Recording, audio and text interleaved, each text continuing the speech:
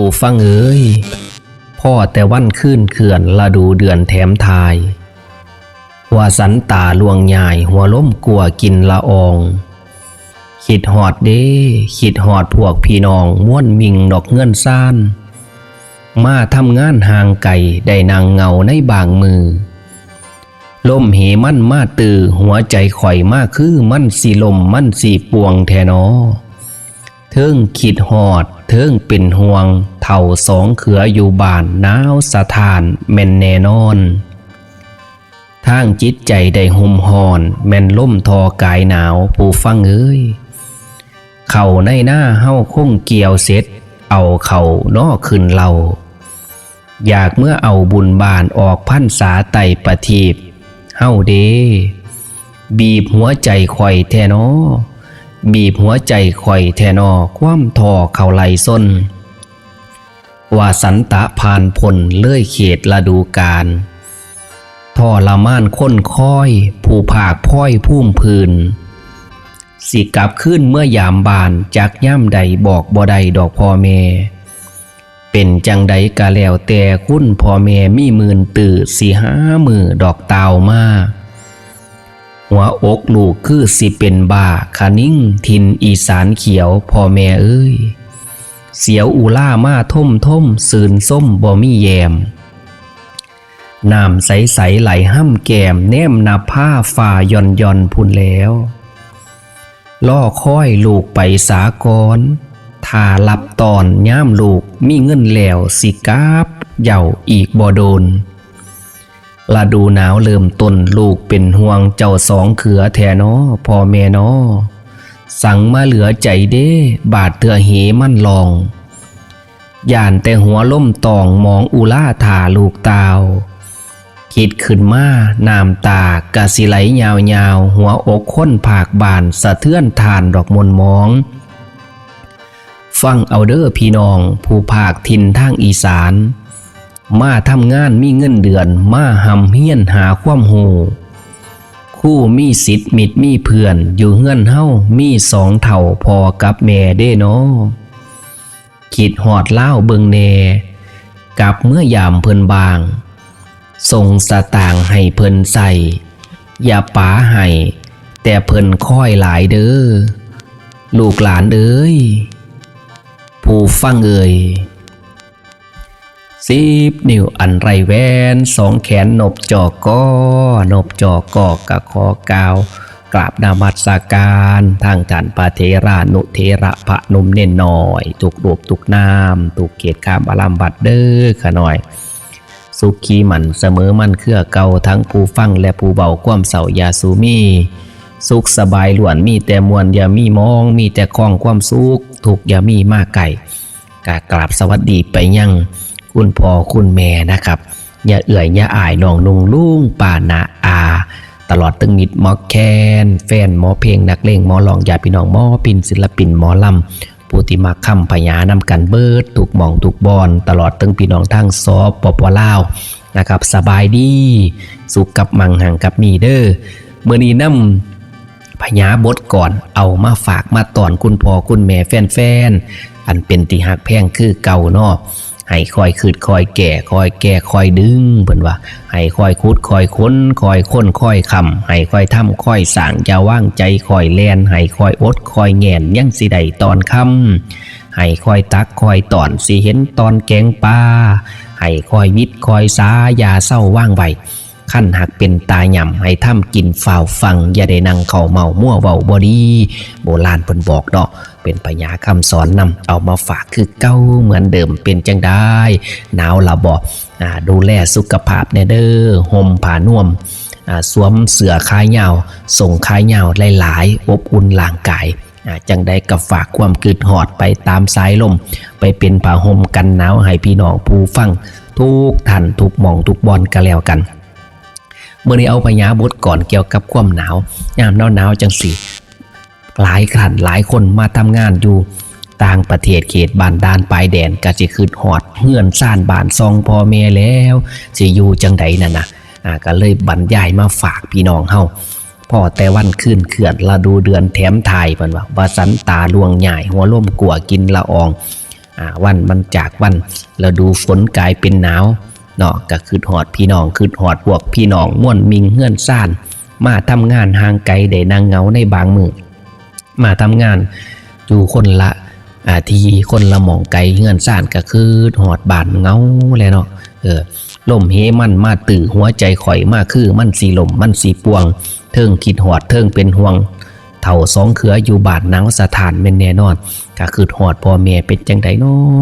ปู่อยู่เฮือนอยู่ศาสตร์ดังบาดเฮาโทรศัพท์ไปเยี่ยมยามเบิ่นเด้อทางจิตใจได้ห่มห่อนแม่นล่มทอกายหนาวเขาอยู่หน้าของเฮาคงเกี่ยวเสร็จเอาขึ้นเราคือหอดเลยเนี่ยพ่อแม่ก็คือสิเกี่ยวคู่มือบ่ได้เกี่ยวดอกเนาะรถสีขึ้นเฮือนรถอยากเมื่อเอาบุญบานออกพรรษาไต่ประทีปบีบหัวใจข่อยแท้ๆคว่ำท่อเขาไล่ส้นคือย่ามบุญออกพรรษาบานเฮาก็สิมีการไต่ประทีปแม่นบ่วายพระพุทธพระธรรมพระสงฆ์สวดอิติปิโสพุทธคุณธรรมคุณสังฆคุณหลอบอุโบสถเฮาทำบุญออกพรรษาไปเวียนเทียนจังสันนักก็คือหอดยามเอาบุญสิงกินทานเด้บุญเมื่อเสาตักบาทจังหันบุญกลางวันแตงเพลค่อยคำบุญย่ำคำเขาวัดฟังธรรมพ่อแม่พาเหตุพาธรรมมันซึมซับในจิตในใจเด้มันเป็นจังสันคือกันกับพญาก็ซึมซับในบ้านเฮาซอยรักษาภาคกันเบามุ่นมั่งเฮาสิลำคานี่ละคำพญาเศษแห่งเดียวเสี่ยวแห่งห้องให้มันกองตัวอีสานด้วยเนาะพี่น้องวัดสันตะผ่านผลเลยเขตฤดูกาลทรมานค้นค่อยผู้ผากพ้อยพุ่มผืนสิกลับขึ้นเมื่อยามบ้านจักย่ำใดบอกบ่ใดดอกพ่อแม่เป็นจังใดกะแล้วแต่คุณพ่อแม่มีหมื่นตื่นสิหาหมื่นตาวมาจังเตือบางคนมาทำการทำงานกะลังเตือล่าบ่ใดจักสิกลับย่ำใดนายจ้างเฒ่าแก่ก็บ่ให้เมื่อก็ต้องเฮ็ดเอาที่ทำเงินดอกเงินเดือนหามือกลับคืนเก็บหอมล้อมริบเก็บจากหน่อยค่อยไปเติมโมเก็บแต่เล็กเท่าหน่อยสิพ่อใดตืมกันเก็บจากพันเป็นหมื่นเป็นแสนเป็นล้านสิกลับบ้านตาวคืนเพิ่นว่าจังซั่นได้ก็อยากได้เงินเอาไปฝากไปตอนไปสร้างเฮือนสร้างซ่านให้พ่อแม่ได้ใส่ตัวทำงานแม่นบ่จังซั่นได้ก็หามือตาวมาอยู่หัวอกคือสิเป็นบ่าคานิ่งทินอีสานเขียวเสียวอูล่ามาท่มคืนขมบ่มีแยมก็คือหอดอีสานเขียวบ้านเฮาเคยกินข้าวหอมผ้าปลาหอมถ้วยกล้วยหอมวีน้ำพีน้ำหนองเบานัวหัวแยมมาอยู่บ้านด่านปลายแดนต่างจังหวัดแล้วกัดโอ้ยทรมานแห้งหลายนักก็เอาเบากะสู่เด้อน้ำใสๆไหลห้ำแก้มแนมหน้าผ้าฝ่าย่อนล่อค่อยลูกไปสากรถารับตอนย่ำลูกมีเงินเหลวสิกลับเหย่าอีกบ่โดน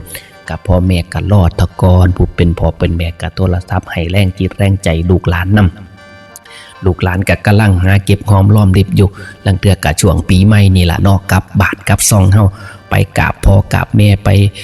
กินข้าวหอมผ้าปลาหอมถ้วยกินปนตำบักฮงลาบก้อยซ้อยแซ่จุตัวเนาะ ฤดูหนาวเริ่มต้นลูกเป็นห่วงเจ้าสองเขือสังมาเหลือใจเด้บาดเถือเฮมันหลอกย่ามหนาวจังสิลูกหลานกับเป็นห่วงพ่อแม่แล้วผู้เฒ่าเด้ย่ามหนาวมันกัดลังเถือมันหนาวหลายกัด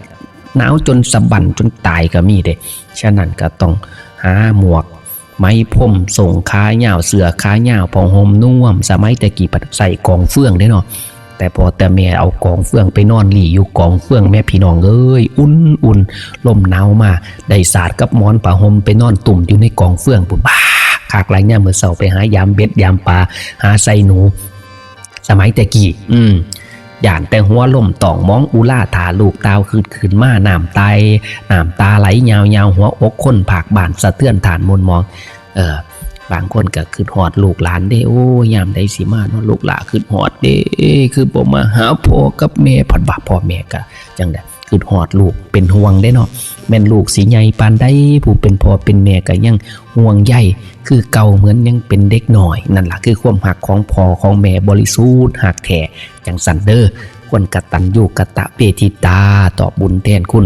ยามเฮาหน่อยให้เฮามันเฮียนคุณบุญเฮามียศสูงเพียงฝ่าไปทางหน้าหาเงินได้ล้านหมื่นไปผู้ความหูตื่นเงินแบ่งบ่แกนทงคันเจ้าได้เงินเต็มทงแล้วอย่าลืมมาบ้านซองเด้อกลับมาหาพี่น้องทางบ้าน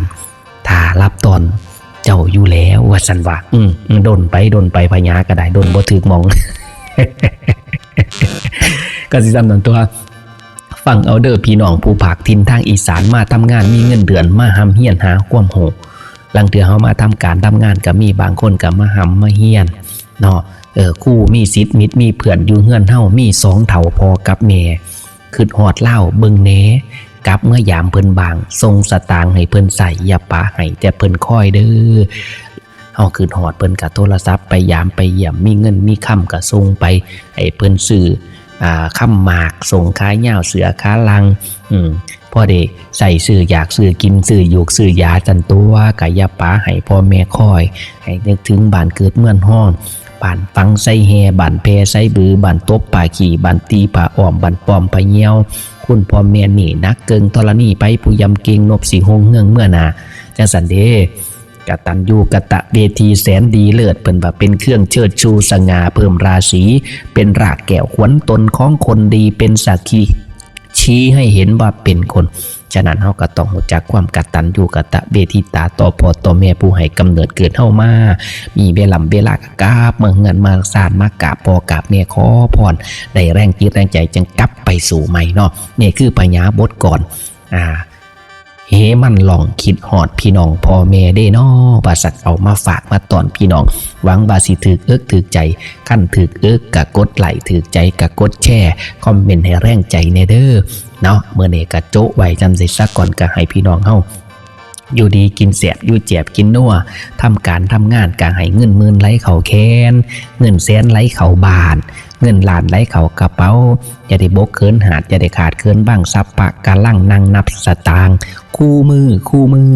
ล่าละเด้อพี่น้องท้องถิ่นทางไกลเหลือเพียงใจห่วงหาส่งพญามาล่าฐานฝากรายการเอาไว้ในใจน้องพี่โมดเวลาตอนนี้สีมาเว้าเล่าพญาเถื่อรุ่นเด้อ